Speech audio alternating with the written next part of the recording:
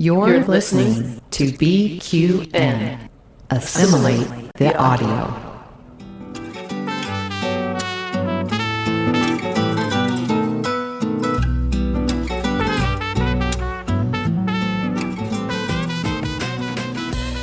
Welcome to Cinema Z, a film discussion and review podcast on BQN. We're here to showcase the films you probably missed but should definitely check out. From independent and obscure to art house and absurd, each episode will gather, perhaps a cocktail in hand, to discuss it all.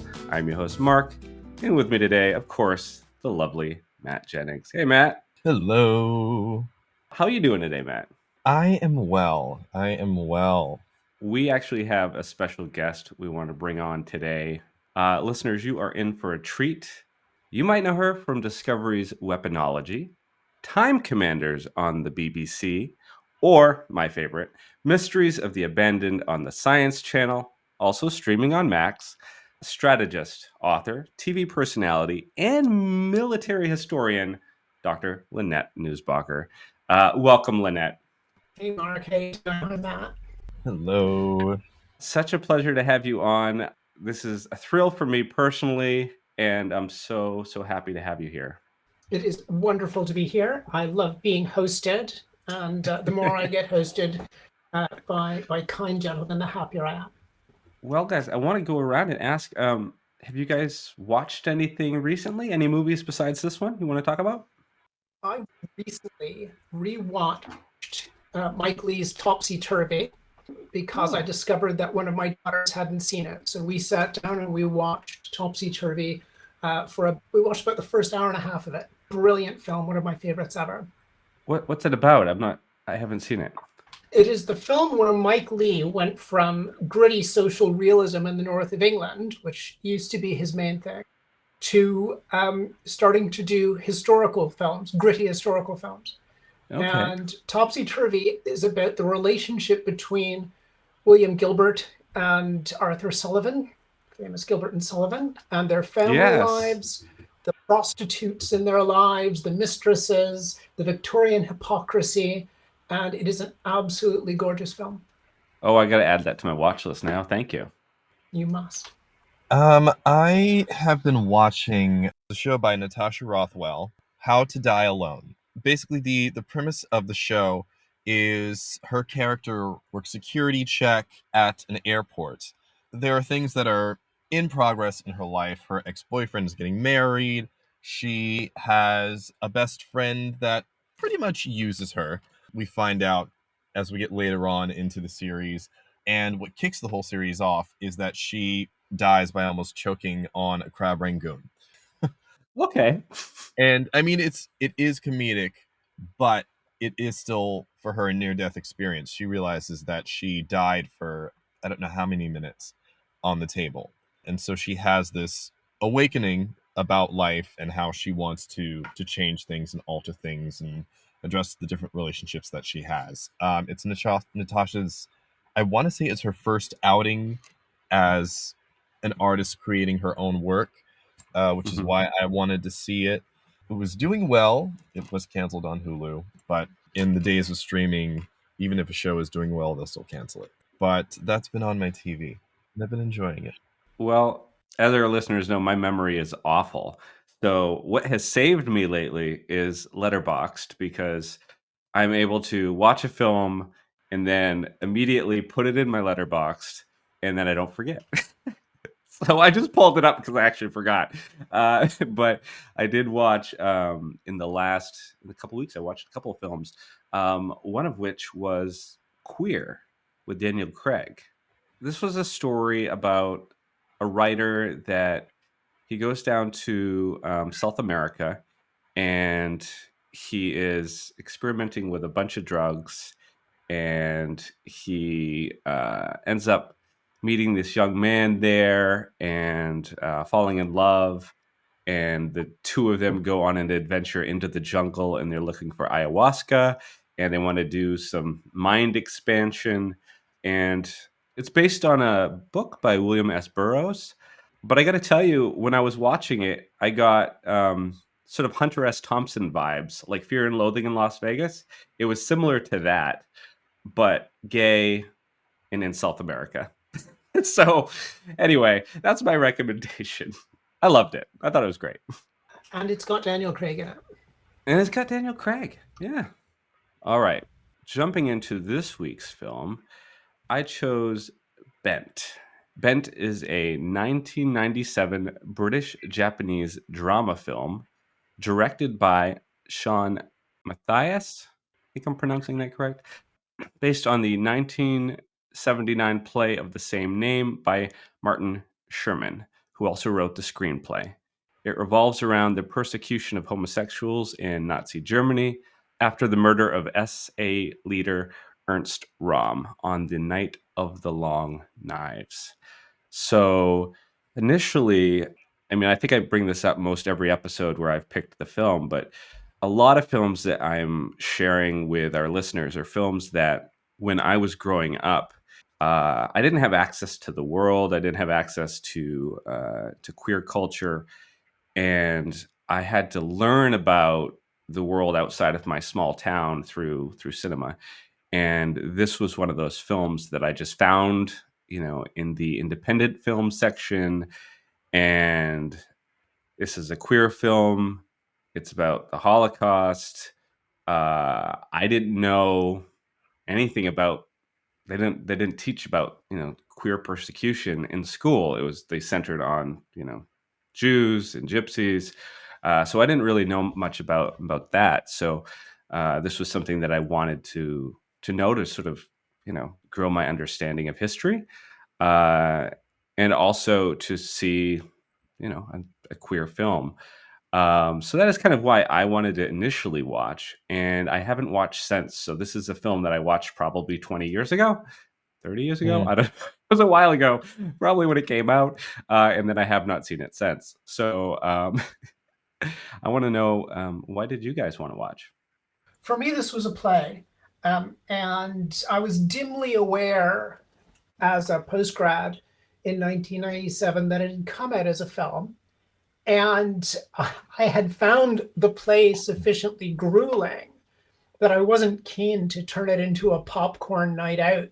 And the play broke a lot of boundaries. And I remember almost more than seeing the play, reading the reviews of it in the New York Times and elsewhere, which really emphasized the fact that we're talking about actual gay people being actually persecuted by the actual Nazis.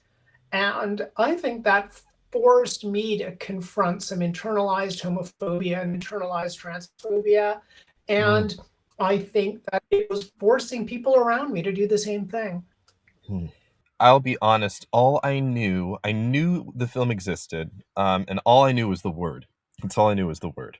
And I understand how necessary it is to make sure that these stories are heard, especially the stories that make us uncomfortable, because there is still truth in those stories, and we are not going to learn from those stories if we're not ready to get uncomfortable. So I think for me, even after reading, text messages from Mark, Mark, had said at moments, I'm watching this is hard, I'm crying. And I remember reading those text messages going, oh, girl, I don't know. Oh, God. I felt so bad picking this film, but I thought it was so necessary.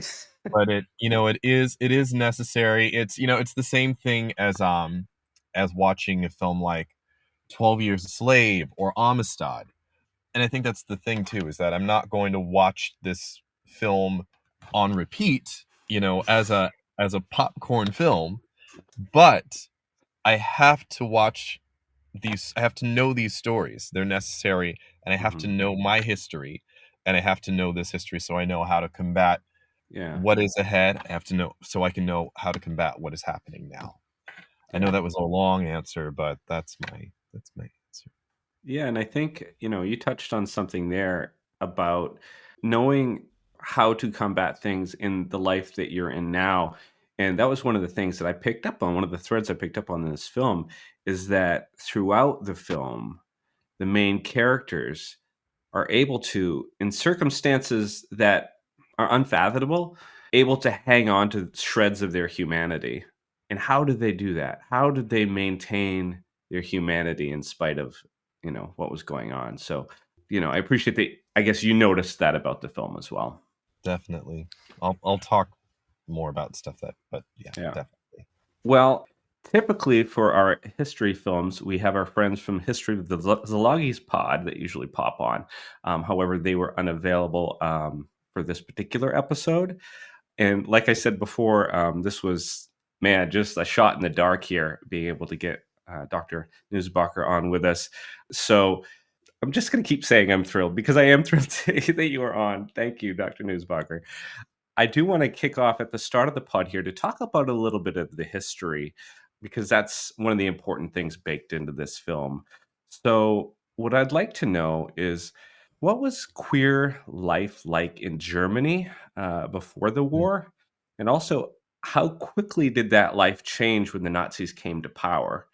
I think it's important to recognize that the Nazi Party as an organization and as an extremist right-wing party in the 1930s was, to some extent, reflecting existing bigotries that were already well entrenched, and the anti-Semitism of the Nazis, the homophobia and transphobia of the Nazis, and the cultural and social othering that were so much a part of Nazi ideology.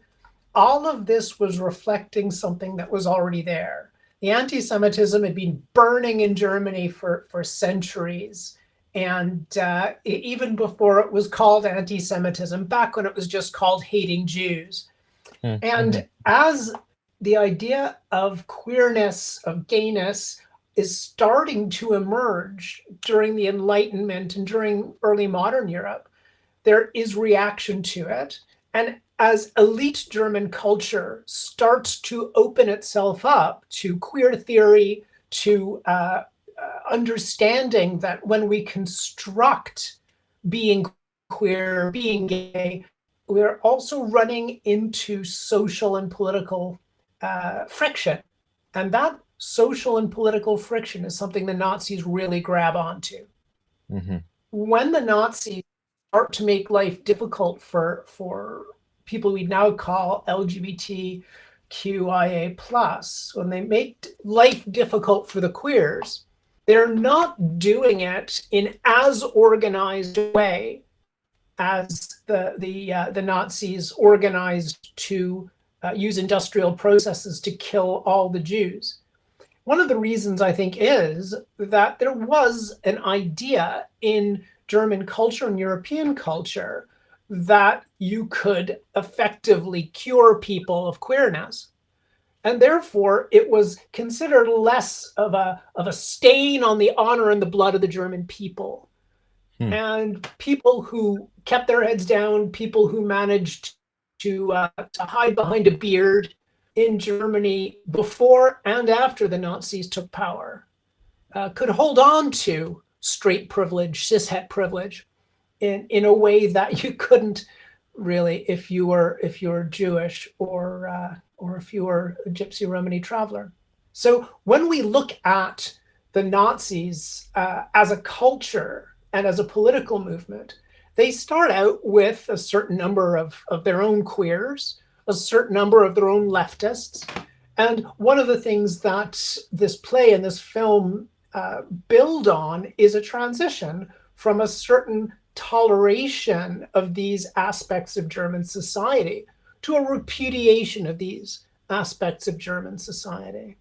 I knew that when we discussed this film, like, it would just come up often in the discussion that the parallels to what is happening, not only in the United States, but throughout the world right now, as people, I guess, align themselves more with right-wing, governments.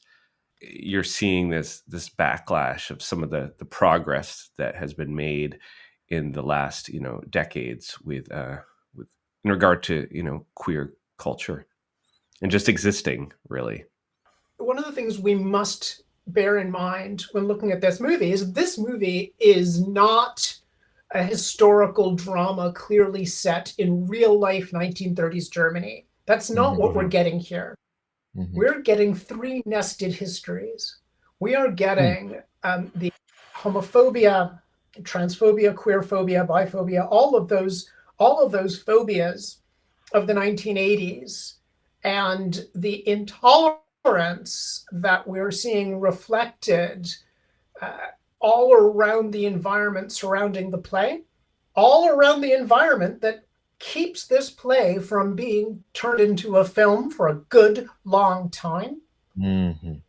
We're seeing the intolerance that ensures that we don't have any American big name actors in this film. We have a lot of British big name actors, of course, who are nobody back then and who are all heartthrobs now. Right. And we see, and I think it's important to see, that in 1997 we have got cis-het straight guys like Paul Bettany and Rupert Graves lining up to be in this film. And we don't have people crossing the Atlantic. We don't have Hollywood stars lining up to be in this film, do we? But also, remember that HIV is a thing when this movie comes out. Right. And that cultural horror of a lot of the population pretending either that HIV doesn't exist or that HIV concerns only the other and not themselves. That is wired into this film. The cruelty, the desperation that we're seeing all connect to those moments of the 1980s and early 90s that I remember so well when we were seeing funeral after funeral in the queer community. So I think that we have to understand the Hollywood history. We have to understand the AIDS pandemic history. And we have to understand that this is also a difficult moment when the queer aspects of the Holocaust are being engaged with for the first time, which is making a lot of people, especially Jewish people like me, uncomfortable because we don't want to see a de-Judaization. We don't want to see a de-Judaization of the Holocaust. We don't want the Holocaust to turn into a general death fest where lots of people were killed, although, of course, in a sense, it was. But we're seeing that the other groups who were targeted by the Nazis are coming to the surface, and it's something that makes us uncomfortable at the time. Sorry, and let me add to that. When we are seeing people with shaved heads in concentration camp uniforms looking emaciated, we are familiar in the 90s. We're familiar before that when the play comes out. We're familiar with the idea that people in concentration camps did have their heads shaved so that their hair could be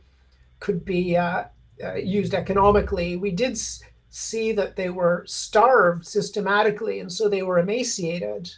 But of course, in the 1980s and into the 1990s, when you saw emaciated men with bald heads, one of the things you thought about was people with HIV, people who looked emaciated because these are the symptoms of the opportunistic illnesses that were destroying them. When we see people with bad skin in this film, there is an echo of that signature Kaposi's sarcoma, which was so much a part of what guys with AIDS looked like back then. Okay, you brought up a whole part of aspect of the film that I hadn't even really thought about, but I appreciate now, like looking at it through that lens, it makes so much sense. I want to ask, have either of you read the book, The Men with the Pink Triangle? I have not. No. It was a book written by a concentration camp survivor that was queer. And I don't know if I read it before this movie or following, but it was around the same time. And I remember it was within the first few pages of the book, just weeping and knowing it was like a very hard book to get through, and it touched me in such a profound way. But it's similar to this film, what you were saying, Matt. This isn't a popcorn film that you put on for, a weekend with your friends. And it was the same with that book. Like it shook me and haunted me, and I haven't gone back to the book, but I do want to recommend it to anybody that's curious about what gays went through during the Holocaust. It's a good book to pick up. So at the start of our film, our main characters go into hiding after the Night of the Long Knives. Lynette, I was wondering if you could briefly describe for our listeners what that was all about. You say briefly. I'm not sure I'm the right person here to say anything briefly. During the 1920s, the Nazi Party is coming together as a collection of right-wing extremists. And they start out as the German Workers' Party.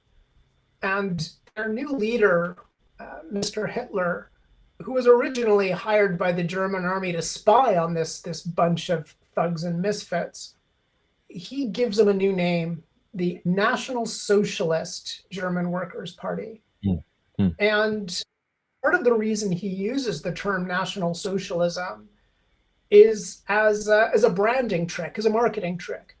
He wants to appeal to the same target market as socialists and communists. He wants to appeal to working people. And to some extent it works. And early in the life of that horror, the Nazi Party, there was a socialist wing, and there was a more industrial-oriented reactionary wing. And the two shared some ideas. And there are some ideas of National Socialism that stay right through the Second World War. There is always a bit of a socialist streak among the Nazis, which is hard for us to understand now. Yeah. But in the 30s, there was a guy called Gregor Strasser, and he was the more socialist leader of the party. And Ernst Röhm was part of that, and he was the leader of the muscle of the party, the brown shirts, the Sturmabteilung. They called themselves Sturmabteilung, the storm troops, because it sounded cool and military, and not like a bunch of empty-headed thugs. Right. Röhm was himself queer, and he was himself part of the Strasserite socialist wing of the party. And Hitler decided he had to get those guys out of the party, that guys like Strasser were a threat to Hitler's leadership, and guys like Röhm, who had their own muscle in the brown shirts, were a threat to Hitler's leadership. And because some of them were unquestionably interested in sex with other men, there is a view that Hitler was trying to get the gays out of the Nazi Party, which was probably part of it, but less part of the fact that Hitler needed to consolidate his power.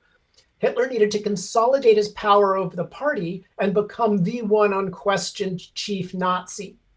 And the way he does this is they have a big conference of all the leaders of the SA, the stormtroopers, and Hitler takes his own muscle, the SS, who were theoretically part of the SA. They even wore brown shirts under those smart Hugo Boss black suits of theirs, and they just went and killed them all. I mean, they kept some of them in prison for a while and then killed them. They killed some on the spot, and that left Hitler in control of the Nazis.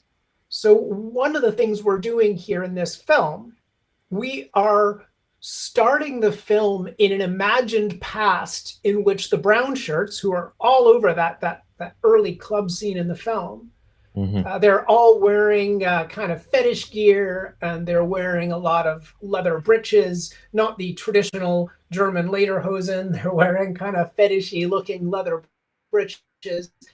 And they are then of course all wiped out. And lest there be any doubt, when we see Jude Law getting his throat cut in this film, spoilers, what is his throat being cut with? A long knife, right? So it is beating us over the head with the idea that this is the night of the long knives, when Hitler and the SS consolidate their power over the Nazi party, and where there is a quasi-myth, a sort of a legend that he is also trying to de-queer the Nazi party. Hitler definitely does not want to have a queer Nazi party, but that is only a part of what he's doing. Everybody knew that Hermann Goering was queer as well, but he was buddies with Hitler, so he didn't get his throat cut with a long knife.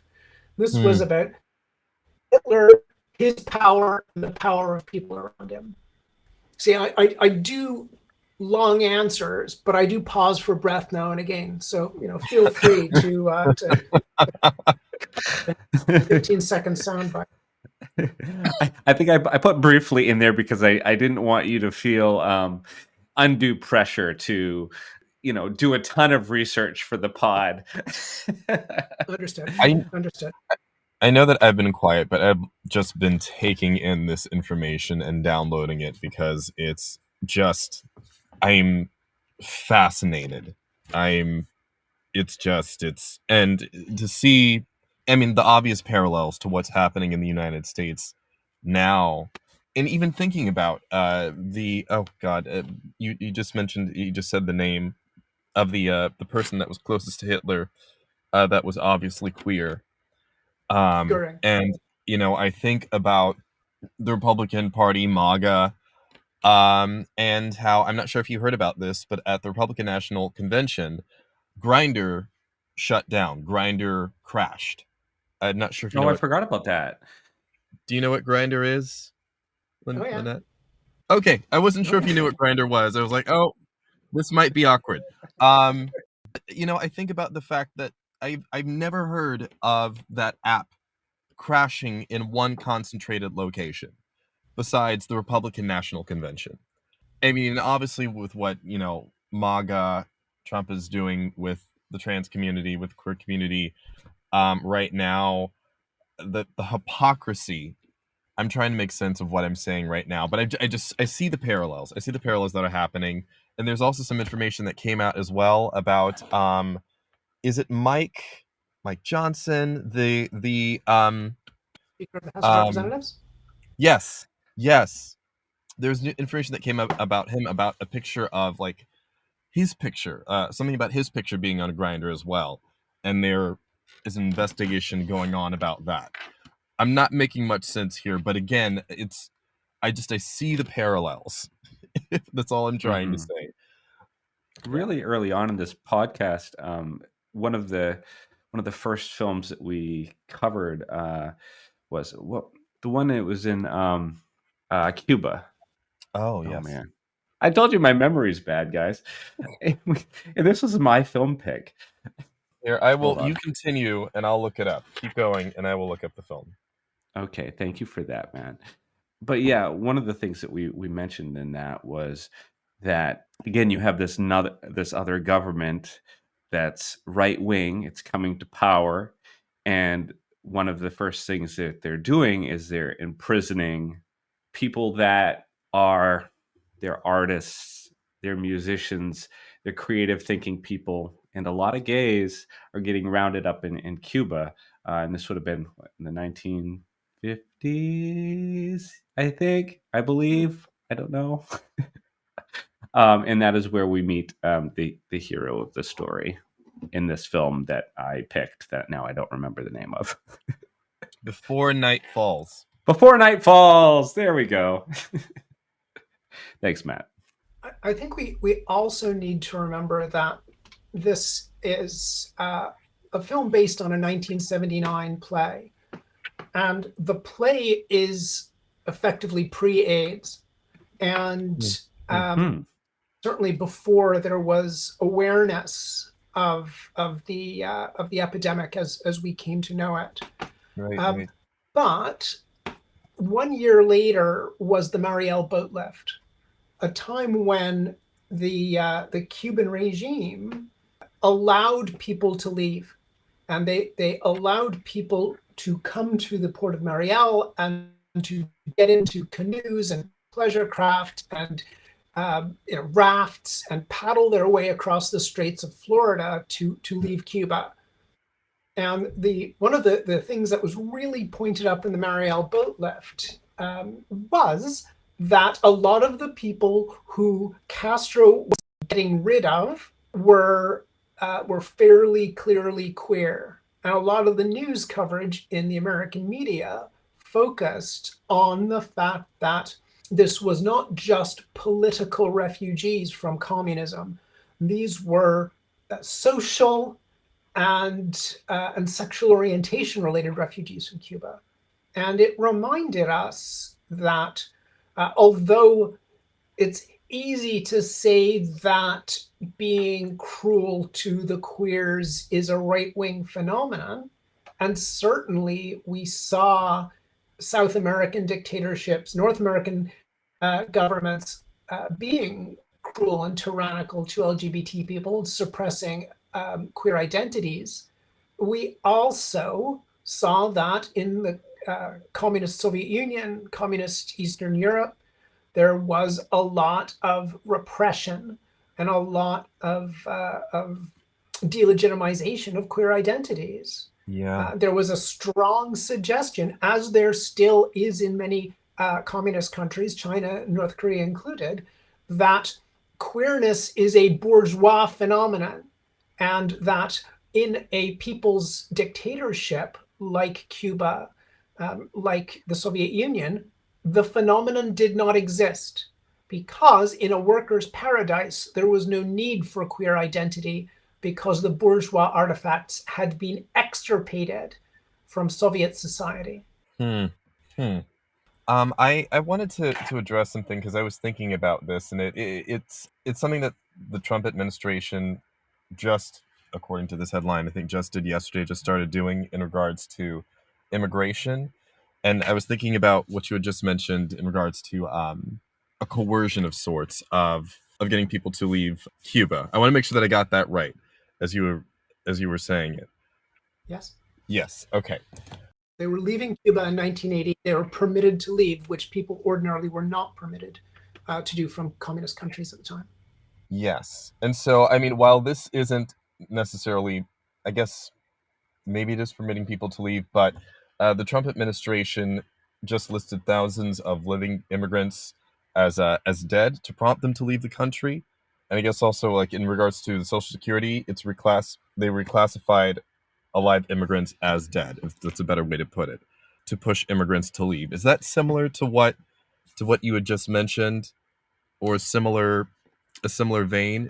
Is there a parallel there of any kind, or am I just kind of pulling at strings? The term that I'd use for this, and it's a clumsy term, is delegitimation. And that is taking people's social standing and social credit, even where that social standing and social credit just means being human, and taking that away. Yeah. And when we saw the bright young fellows from Elon Musk's businesses coming into American government departments, one of the things they were doing was exfiltrating a lot of data on hard drive. But one of the things that they were doing, and now it's been acknowledged, I think, by the administration, is cutting AI loose in those systems. And when a lot of people were being identified to be fired by American government departments because they were probationary employees, that was comparatively straightforward.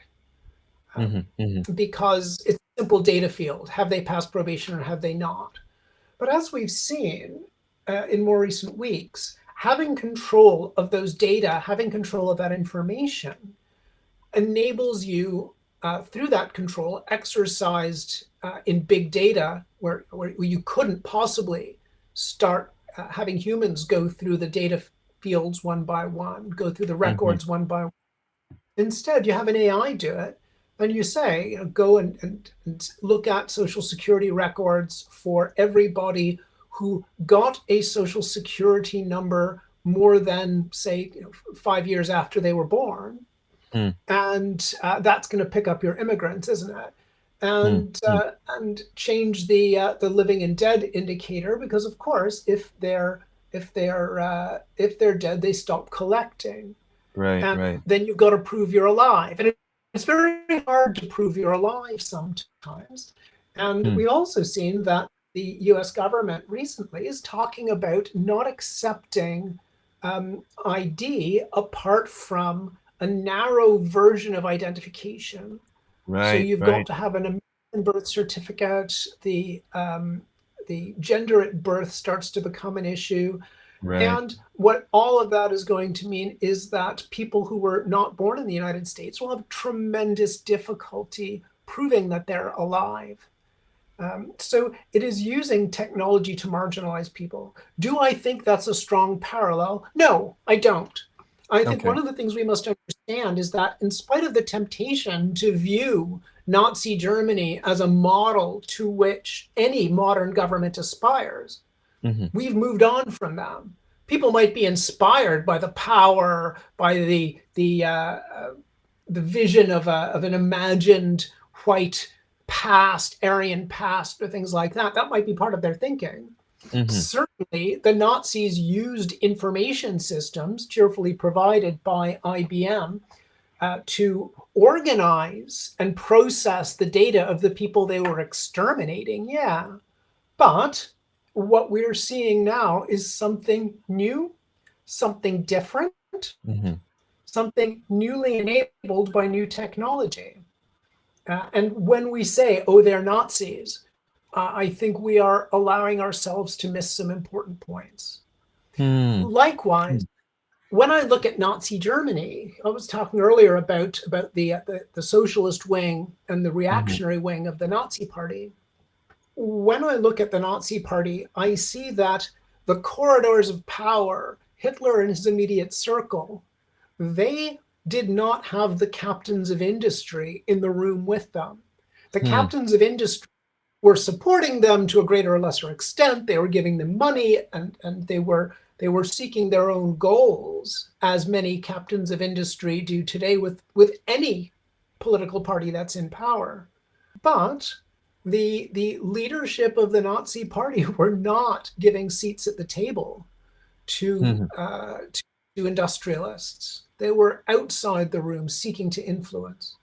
And when we look at the American government recently, I think it is really striking the extent to which there is a willingness to let a different kind of power into the room, and to allow the power elite of the current American administration to bow its head to and to take direction from, in the first instance, Vladimir Putin, and in the second instance, Elon Musk.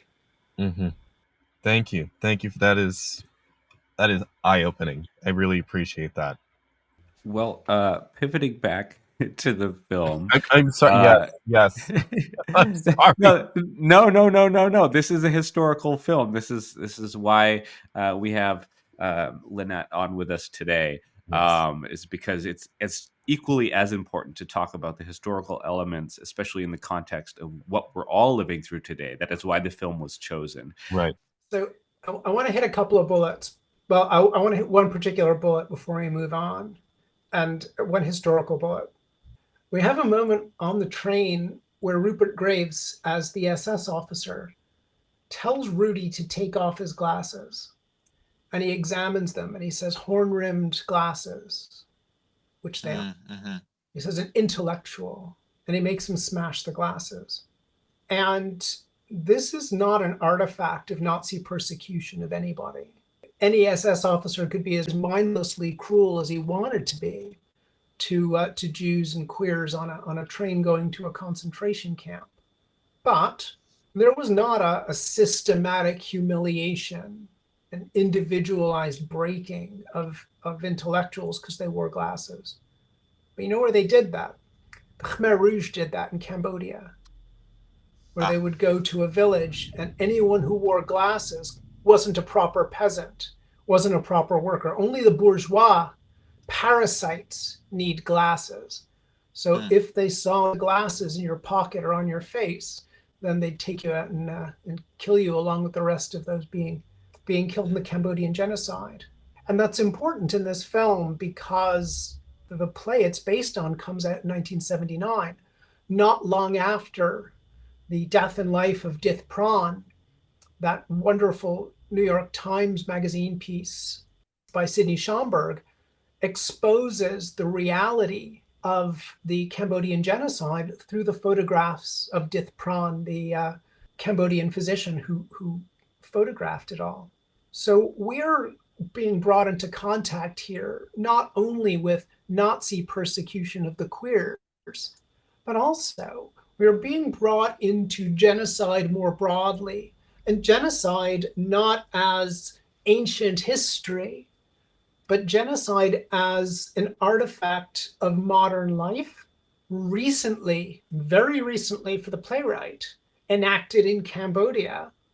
And again, that touches back to the idea of the AIDS epidemic and lack of appropriate response to the AIDS epidemic as a kind of genocidal approach to the queers. A dehumanizing of them as the other. There's a particular kind of dehumanizing here. Mm-hmm. We are dehumanizing people not just in order to other them and separate them from our consciousness and stop caring about them. In and around genocide, in Cambodia, in Nazi Germany, and sometimes even today, we see a dehumanization that is there to justify random or mechanized, industrialized killing. The Khmer Rouge dehumanized the intelligentsia. Stalin dehumanizes the peasants of Ukraine, and Hitler dehumanizes, the Nazis dehumanize the Jews, the queers, the Gypsy Roma travelers in order not just to push them out of German culture, but in order to make them go away for real and forever. How's that for cheerful film going?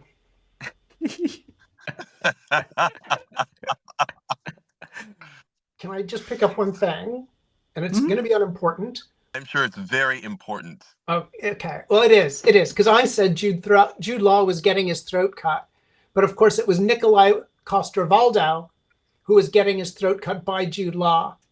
Okay. So in the edit, do not allow me to say that Jude Law was getting his throat cut. It was Nikolai Coster-Waldau getting his throat cut by Jude Law. I can definitely edit that in. Well, ladies and gentlemen, I know we're already having so much fun today, so let's keep it going with Director's Cut, everybody's favorite segment, where we talk about and replay some of our favorite scenes and act out our favorite moments.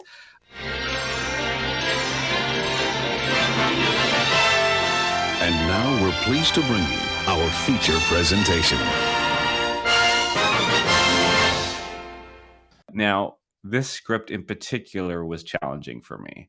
Not only is it an extremely dark film, and I didn't want us to all linger in sadness throughout this episode, but the script itself isn't really available online, not in the traditional sense. Most films that we cover, I'm able to find something that has clearly labeled, like this person is speaking, this person is moving over here, director's notes, that kind of thing.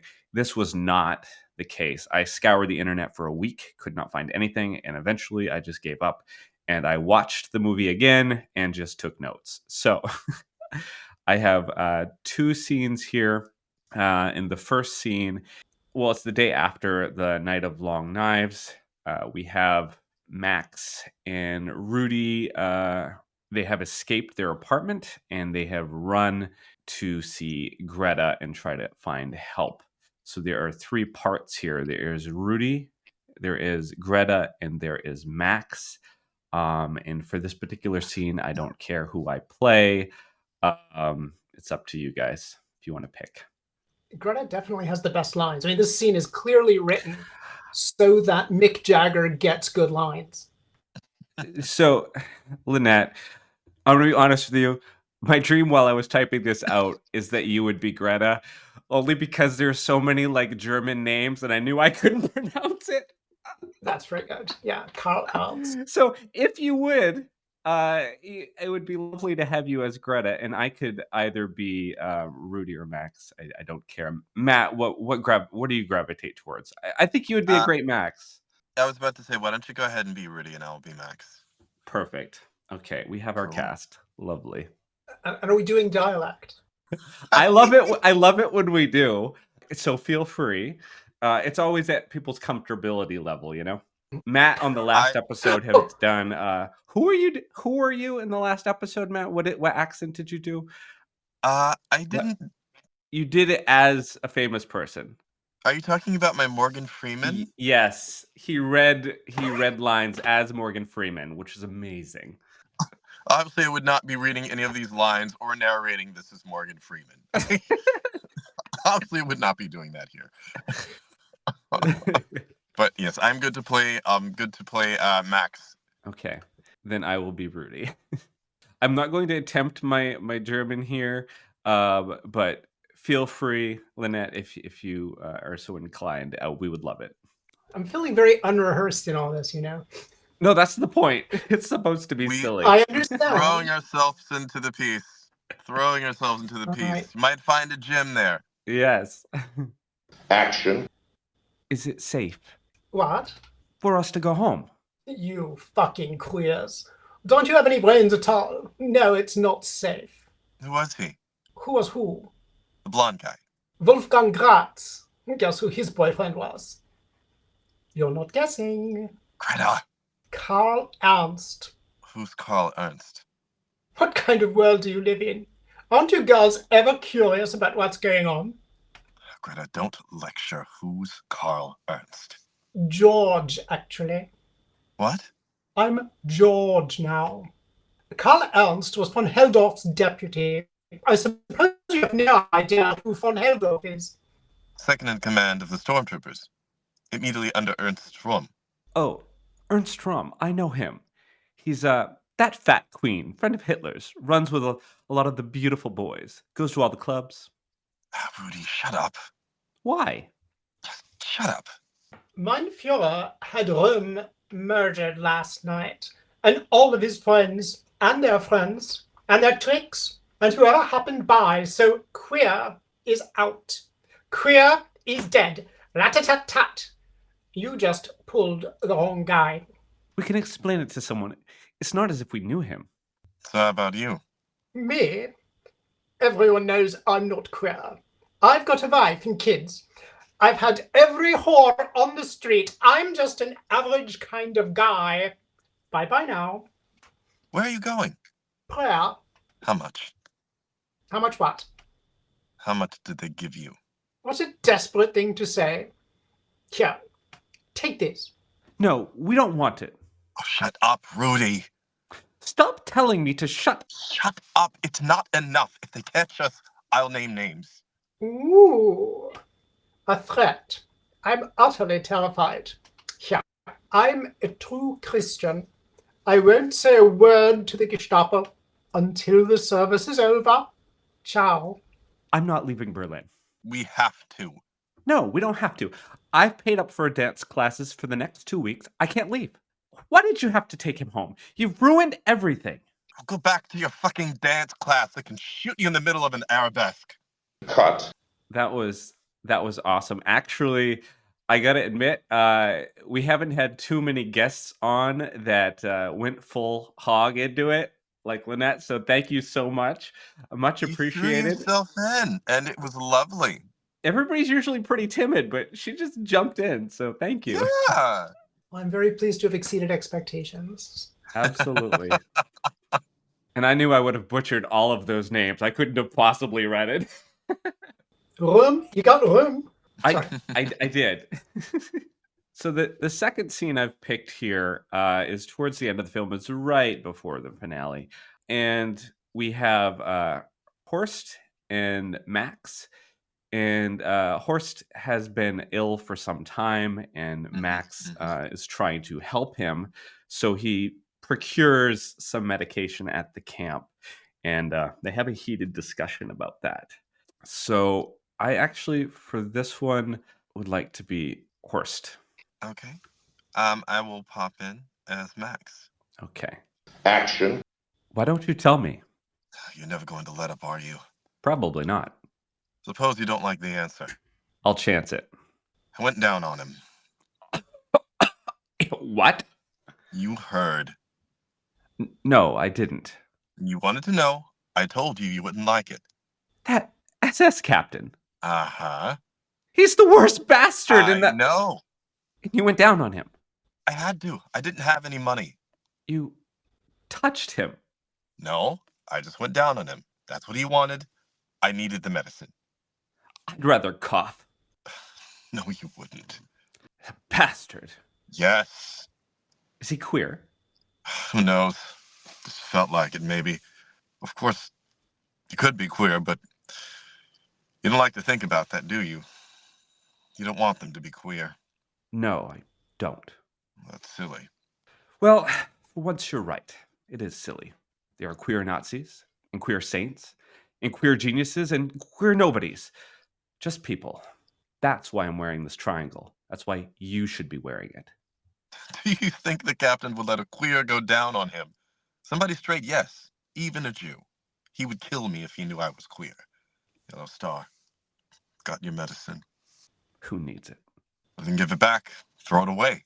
Throw it away, why don't you? And die. I'm tired of being told I should have a pink triangle. Cut. I kind of love that through line. I mean, from the very beginning, when they first meet on the way to the camp, that's been sort of the through line of the film of what the pink triangle represents, and Horst sort of nagging him and saying, hey, this is why you're here. You should have this as well.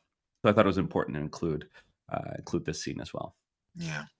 The way that these two have to rely on each other, and I don't know in the play. In the play, is there a duration of time that's given with how long they're spent with each other? No, not that I recall. What I will say, because I know that we're kind of coming up to rewrites, but what I'll say quickly about the relationship between the two in these film, and in relation to myself and how I've been thinking about what's happening with this administration, and also just thinking about what I would do in this situation, and feeling angry in certain moments. And I guess what I'm trying to say is, the question is, how do I revolt? How do I rebel? And these two characters in these moments, the time that they have together, seem to have their moments of rebellion, if it's in their humor, the humor of their situation, even the moment where they're, for lack of better words, ancient sexting, in terms of having an intimate moment verbally. I'm not describing it well, but they have the moment where they're describing having sex with each other. And I've been thinking personally, as a person that is gay, even sex is an act of rebellion. And in that moment in time, even that action was an act of rebellion against the Nazis. I just observed their relationship, and I was just thinking about moments that they rebelled, and it was the moments of their humanity where they rebelled. It's probably a better way to put that. So 2 points about that. Yes. First, what they are talking about in the hinge moment of this film, when they're on the train, on the way to the concentration camp, is truth. And Max keeps saying, this isn't happening. It isn't happening. He's telling himself comforting lies. And I think he wants to use plain denial as a sort of a magic to make it all stop. And the entire rest of the film is based on trying to get him to tell the truth. This is happening. And this is who you really are. And not until the final moments of the film does Max admit who he really is. Mm-hmm. Does he accept that this is happening? And not until that moment does he accept what we, the audience, have known all along, which is that he is going to be dead at the end of the movie. Because we've all seen the Holocaust happen. We know that pretty much everybody ends up dead. So it is a moment for him to admit the truth that he has been denying all along, and to die with integrity, to die as the person he is. I would suggest that the message of speaking and enacting your own truth is the response to oppression in this case. And that when you, Matt, ask about rebellion, you identify the answer as I always put it, continuing to breathe is an act of rebellion. Breathing is a radical act for queer people. And there is no further prescription in this other than telling and living and dying your truth. And we are not being exhorted to rebellion here, and you will look in vain for instructions to rebel against your oppressor here. Instead, we are seeing the very strong, deep, and dare I say, religious idea that breathing the truth, to quote the Christian Bible, which I don't often do, ye shall know the truth, and the truth shall make you free. That it is in truth that you find freedom, not in breaking down structures. This is what happens when you have a conservative on a podcast. She starts to pull out to pull out the least possibly disturbing prescriptions to the most disturbing possible situation. We definitely appreciate your insight. You've brought up a lot of topics that I definitely never would have thought of. That's what I'm here for. Well, guys, we've reached the rewrites portion of the pod. So in this section, we sort of ask everybody if there was something about the film that you could tweak or change that you would think would improve it. What would that be? Can I go first? Please. Anytime you adapt a play to a film, especially anytime you adapt a play with intimate face-to-face discussion, or in this case, not face-to-face discussion.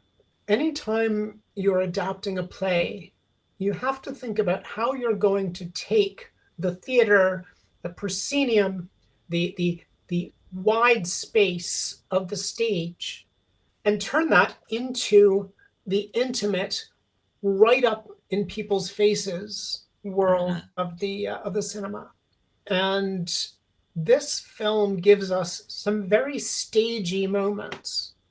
We have some moments when we are shown that this is not historical, this is a broken fourth wall, and we are in a space that looks like a theater, and people are doing the kind of thing they do on stage. And I think that this film combines the stage moments. The railway, the boxcar, is a stage moment.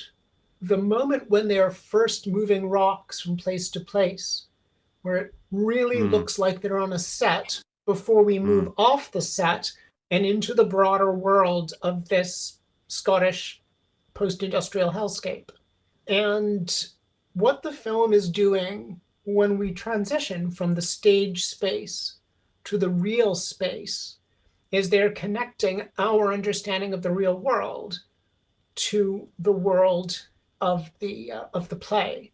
And if I were rewriting this, I would want more of that in ways that gave us more shock at those transitions. And the Philip Glass score in itself is gorgeous, but I have seen so many film scores around the Holocaust that give us this sort of gentle, echoing, repetitive, no doubt inspired by Philip Glass approach to scoring. It feels cliche to me now. It's ruined for me now. And I'd want it wasn't unexpected. Yeah. It was not unexpected. Matt? I think for me, I would have to, because I've never read the play, I would want to read the play and then go back and watch the movie. So at this point, there's nothing I would change, but there might be something I would change if I went back to read the play.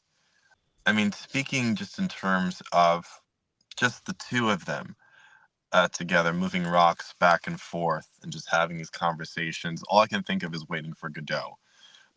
Like that's the first thing that I thought of. I think like that alone, because it is almost like there are two separate films from the moment leading up to, you know, the boxcar and then to when they're just together by themselves. That itself could just be its own piece. I think those are my 2 cents.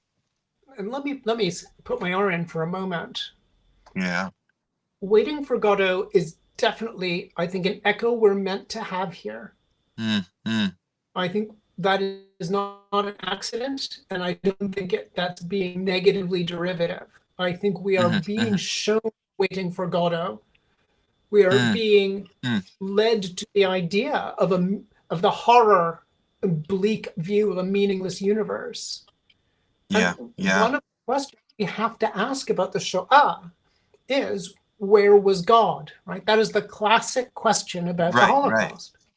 So I think you are not putting your finger on something false. You are putting on your finger on something that's meant to be an effective. You're seeing this, having seen Waiting for Godot.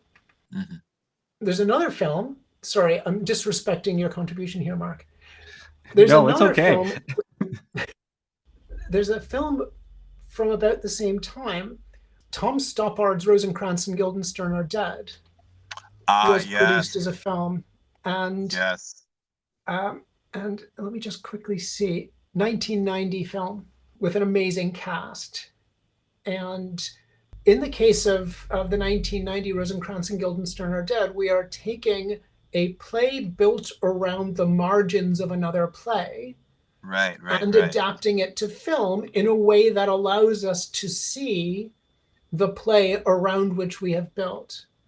And I think we get a little bit of Rosencrantz and Guildenstern Are Dead in that interplay between two people who are not looking at each other, who are sharing an absurd situation and are discussing their absurd situation and their imminent death. Absolutely. I did a production of Rosencrantz and Guildenstern Are Dead back in 2018, and I can absolutely say that's, spot on. Well, geez, now I have to follow that. Well, my insight is definitely not as, I guess, poignant.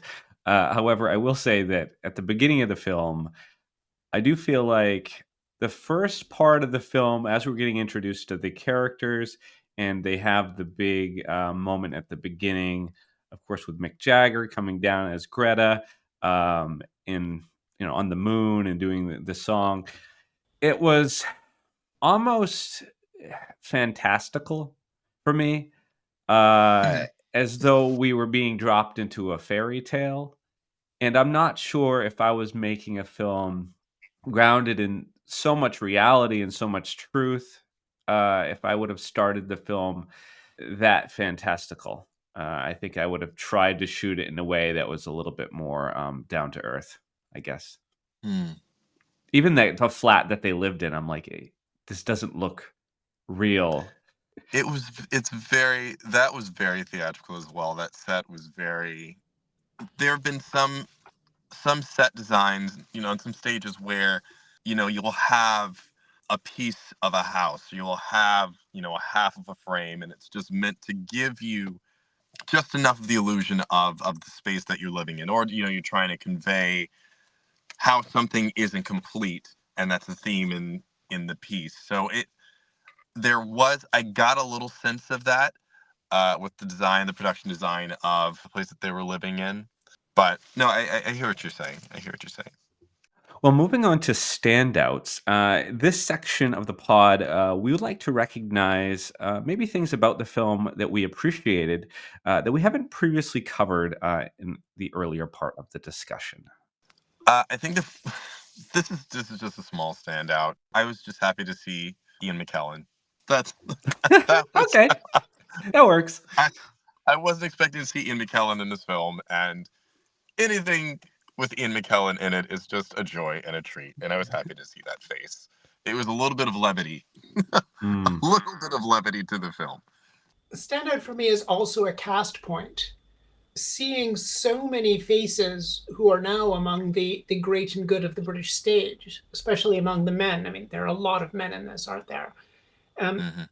That's true. It's a bit of a sausage fest, this film. Yeah. Literally and figuratively. Indeed. And when I think back to when the film came out, the name that stuck in my head was Lothair Bluteau.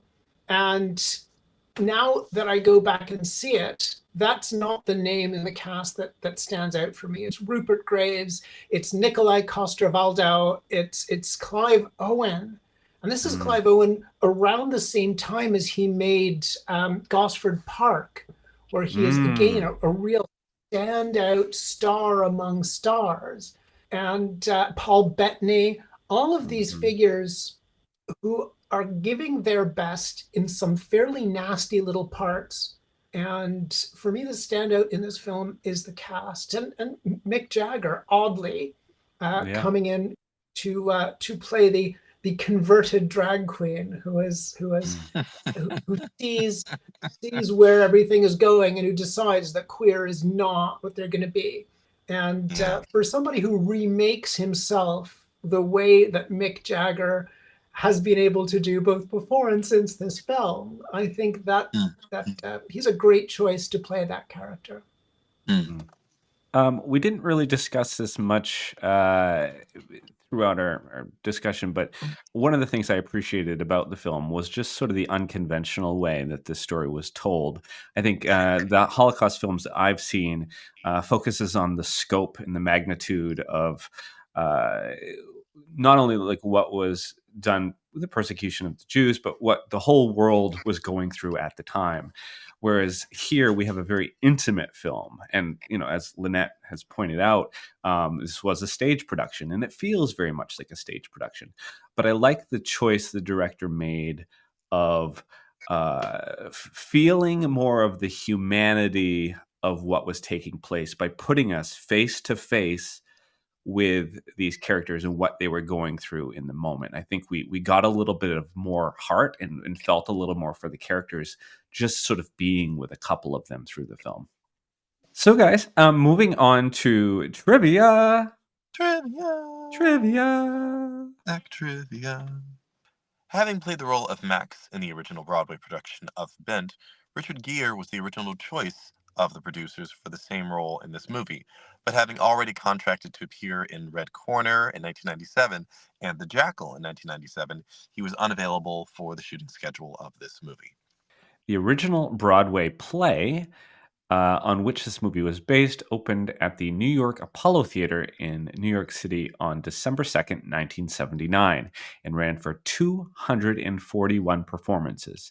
It was written by Martin Sherman and was nominated for the 1980 Tony Award for Best Play.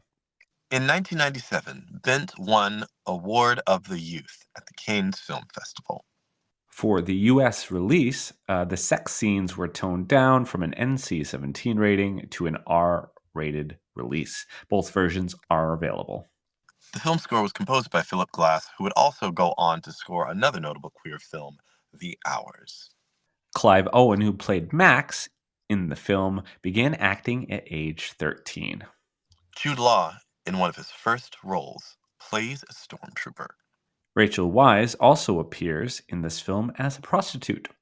Paul Bettany appears as a captain. Dachau was one of the first concentration camps built in Nazi Germany and the longest running one. It opened opening on the 22nd of March, 1933.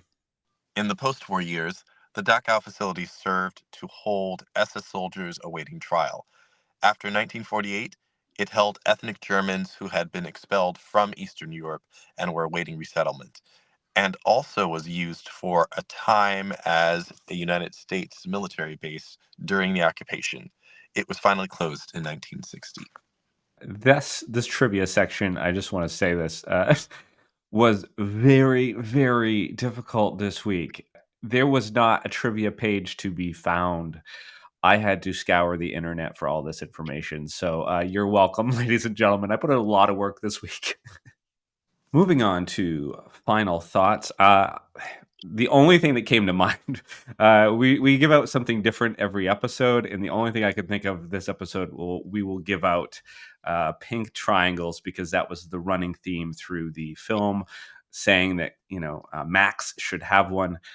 So let's give 1 to 5 pink triangles. How did we feel about the film? This is without having read the play.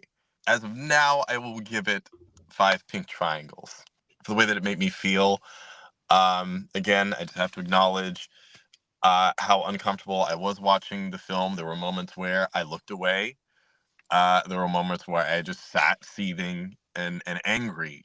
But that is what art is supposed to do. And I think a piece like this is meant to make you remember. And I do think that it is a call to action. At least that's how I take it. And maybe I'm adapting it for myself with where I'm at in my personal journey. So for making me uncomfortable, but being necessary, I give it 5. That's why. Matt, we all interpret drama in the context of where we are in our personal journeys. So it is not anything you need to apologize for. Thank you. I would give this film 4 pink triangles out of 5. I think that it is telling us a great deal about identity and identities, and the way identity and identities respond when they're put under tremendous, horrific pressure. Mm-hmm. This film reminds us of the horrors to which people can descend in treating other people badly. And it does that using the Shoah, using the Holocaust. But in this, there is also a bit of leaning on a trope. That is, we all know what happens in the Holocaust. We all have an idea of Nazi Germany and what it does to people over the period 1933 to 1945. We are able to lean on the trauma and the generational trauma that's built into that. And I think sometimes in this film, we're being taught things about the Second World War that are not entirely spot on. I'll tell you what I mean. In this film, we are individually breaking the individual people who are being persecuted by the Nazis. And what characterizes the Holocaust is not undermining the individual as an individual. We're talking about undermining the humanity of entire populations. And so in that, I think there is a little bit of bent truth, and I'm not entirely happy with it. So that takes it down 1 pink triangle for me. So for me, I'm going to go with Dr. Lynette Nusbacher here, and I'm going to say I want to give it 4 pink triangles as well. I think the reason it gets 4, I think maybe some of, like I said, the fantastical elements at the beginning. I think, honestly, and this is not the film's fault, but it would be hard, I think, for me to give a Holocaust film 5 stars, because usually I factor in my head when I'm giving these out enjoyability aspect. And this is a very uncomfortable film, and it makes me feel a lot. And it is a bit icky and a bit sad. And the rewatchability for me is just not there. Maybe I would recommend it to people for sure. It's a great film, but yeah, it's not one I would just put on for fun on a weekend. That is for sure. But it's not the film's fault. But I still have to ding it, just because I'm like, it just doesn't make me feel good after I've watched it. I need a hug. I need tissues.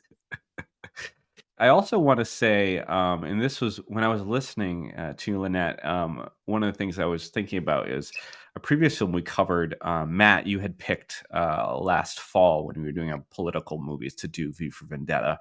And the line that popped up was that artists use lies to tell the truth, while politicians use them to cover up the truth. And that is from Alan Moore, who wrote V for Vendetta. I'm very mistrustful of that, and I'll tell you why. I think that there's a systematic application of a narrative that one ought not to trust politicians. And the reason I think that that narrative has legs is that it suits authoritarians to make us mistrust representative democracy, so that we will instead choose the honest, plain-speaking, apolitical strongman who will come and sweep away the politics, sweep away the democracy, because it's filthy and there are lobbyists and there's dishonesty, and that honesty will replace it. And the systematic denigration of politics and politicians is something which, fascinatingly, recently Rachel Maddow has connected to H.L. Mencken.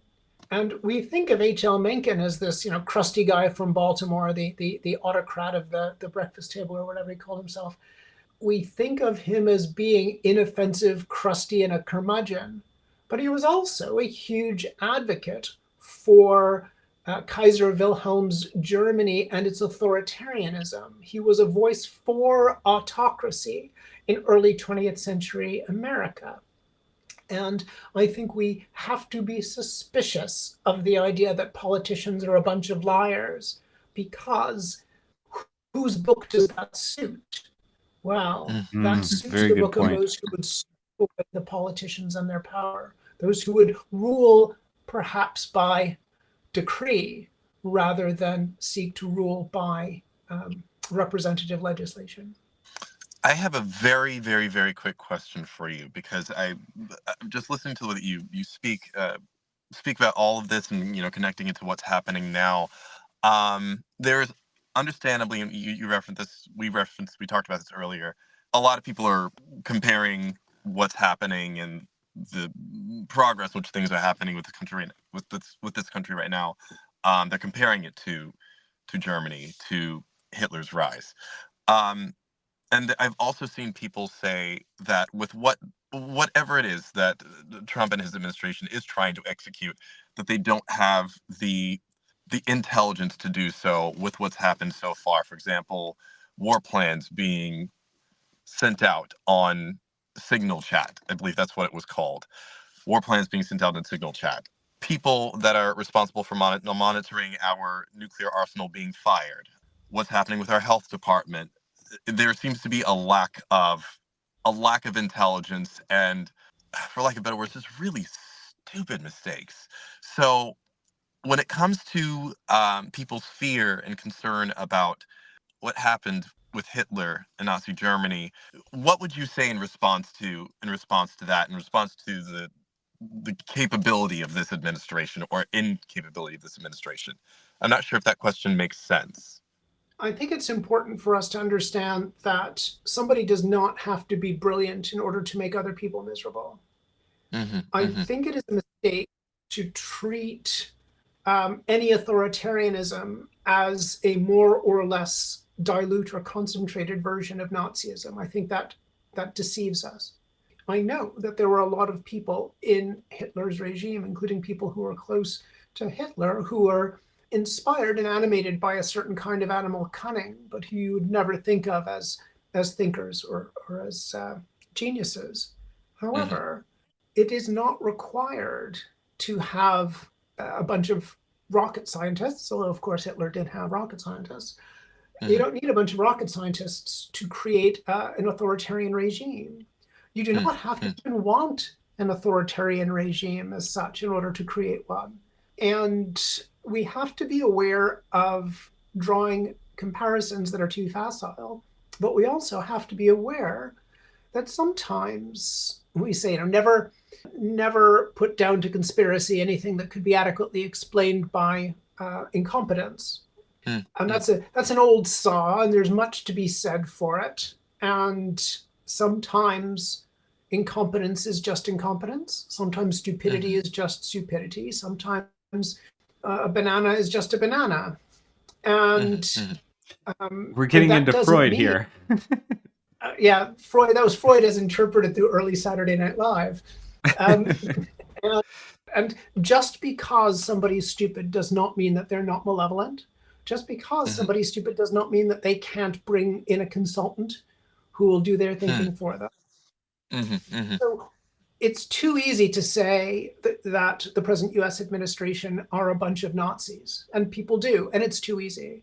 What we need to do is educate ourselves about comparable regimes. And I think Anne Applebaum is very good at that. She does that in the pages of The Atlantic, and her recent book, Autocracy, Inc., is absolutely worth reading on the subject, because it enables us to understand that even if we're not seeing the death camps being built, and even if we never see the death camps being built, that doesn't mean that it is not something that we need to pay attention to. And people who are interested in democracy, especially a conservative like myself, and the people who I pal around with, but also all my lefty friends, all need to be aware that we love democracy, we love freedom, we love the right to be who we are and the ability to be who we are.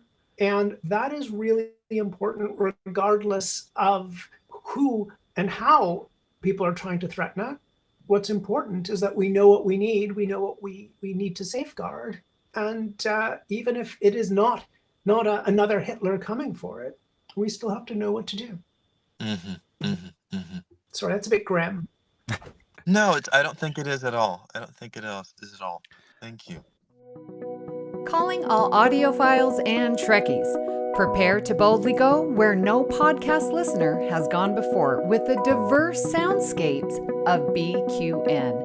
We're not just a network, we're a universe of exploration, entertainment, and deep dives into the topics you love. Here's your star map to the sonic adventures awaiting you.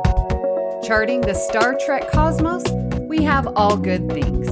Embark on a comprehensive journey through the entire Star Trek universe with insightful crew of Amy, Christos, Kelvin, and Kristen.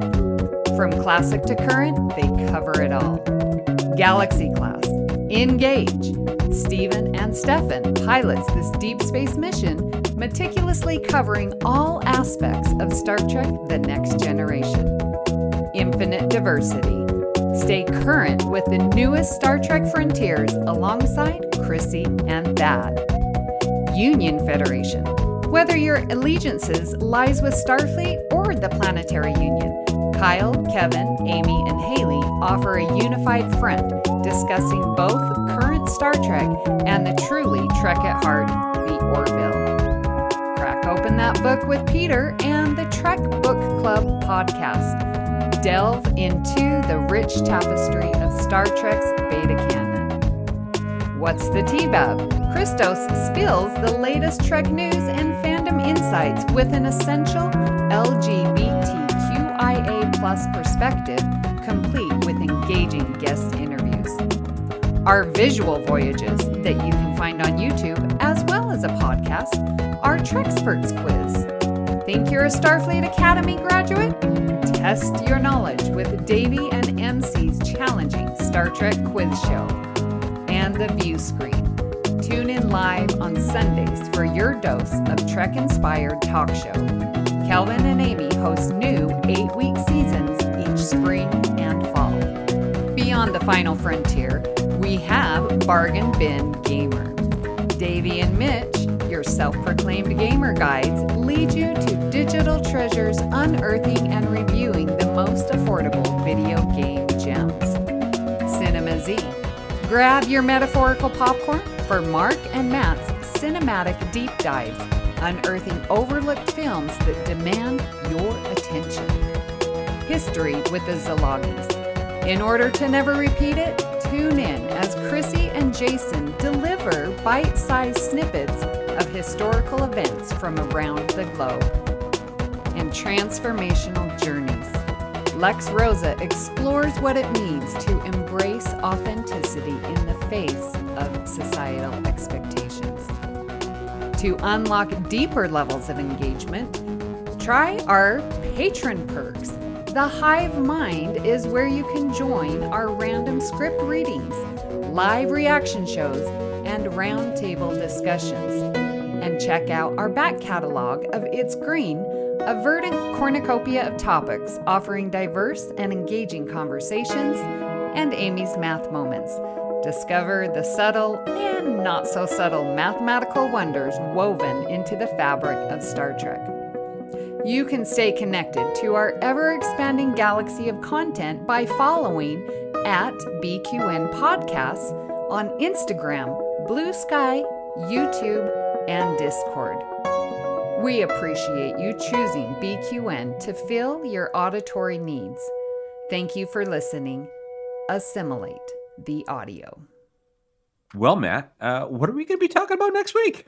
Next week, we are going to be talking about Inglourious Bastards. Yes, let's punch some Nazis. Yeah, as I said, as I watched this movie, there were moments where I was sad. There were definitely moments where I was more angry than I was sad. And I think as we watch movies about our past and about the hardships of our past, whether it be queer history, Black history about Nazi Germany, I think it is also very important for us to see stories about triumph, about victory. And I just thought that, this was the appropriate response to Ben. So Inglourious Bastards, directed by Quentin Tarantino, I believe came out in 2000.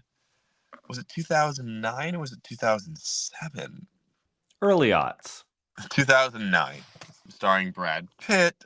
Christoph Waltz is also great in this film as well. Oh my God, haunting.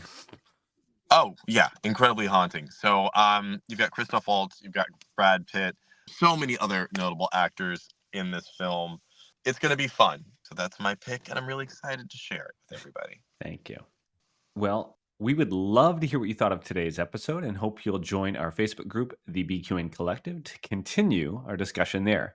You can also skeet your thoughts to @CinemaZPod on BlueSky and let us know if you'd like to recommend a film. Please follow the network on BlueSky, Instagram, and Flashes at BQN Podcasts. Don't forget, you can join the conversation with BQN hosts and fellow listeners on our Discord server. Reach out to any of our hosts for details. It was actually funny because now on BlueSky you actually can skeet. It's kind of like Twitter now, or X as they call it, but you can skeet on BlueSky now, and it's not a problem. Oh my Lord! Truth, Mark. Truth. He's speaking truth. I am speaking truth. So, Matt, where can people find you when you are not lighting your wardrobe on fire? Listeners, I actually love clothes, so the thought of lighting my wardrobe on fire, just like I clutched my pearls.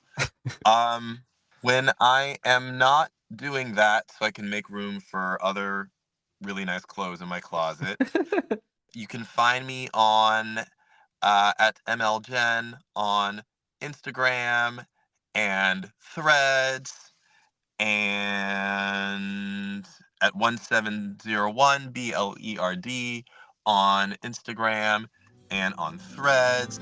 I'm also on BlueSky as at 1701 BLERD, and my personal handle on BlueSky is MATTLJENN. Find me there. Slide in those DMs. Mark, where can people find you when you are not sitting in the park in a top hat, in a suit, reading a newspaper, talking to your younger gay besties about escaping a Holocaust? Oh. Well, I hope, listen, if you're not dressed up for the apocalypse, I don't know what you're doing. Right, what are you doing? You might as well. The world is ending. you might as well look good, right? That's how Yeah. I feel. Well, when I'm not doing that, you can find me on BlueSky at MW207. That's pretty much it. If you have flashes, I do have photos there that you can check out. I have the same handle on flashes, so find me there. Please hit the subscribe button on Apple Podcasts or wherever you get your podcasts and leave us a star rating and written review because that helps others to find the show. You can also follow the entire network's podcast with our master feed by searching BQN. At this time, we would like to thank our associate producer, Amy Nelson. Special thanks to Las Marquez for our original show art. The opening and closing music for this podcast is titled Dance Dead and was provided by Ketsa from the Free Music Archive, providing royalty-free music for content creators. If you would like to help us keep all of our shows coming to you each week, you can become a patron of the network on Patreon. We'll add you to the Hive Mind Facebook group so you can enjoy It's Green, Amy's Math Moments, and a ton of other network perks. With a monthly subscription of $5 or more, you can join our meetings on the Hive Mind Roundtable discussion on the second Saturday of each month. Visit patreon.com/BQN to get all the details and watch your messages. Thank you for listening. We will hope you tune in next time. Honestly, that club looked kind of nice. I probably would have gone. What was the name of that club at the beginning of the movie? I don't think it had a name, but we'll call it Stardust.